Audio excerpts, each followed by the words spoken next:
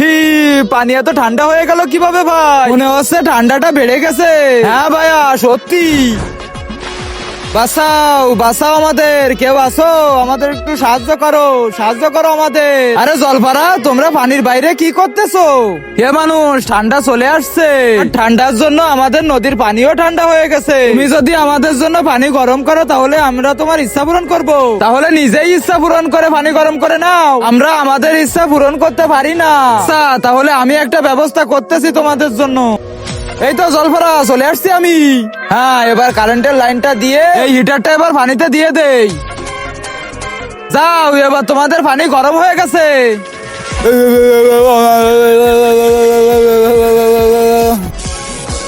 আরে শালা, তুই কি আমাদের মারতে চাচ্ছিলি নাকি? সরি, আমাদের কোনো গরম জায়গায় নিয়ে চল।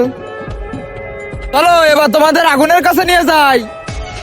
আরে এটা আবার কি করতেছিস তুই? এভাবেই ধরে ঝুলে থাকো তোমরা। হ্যাঁ, আমি এবার আগুনটা জ্বালিয়ে দেই।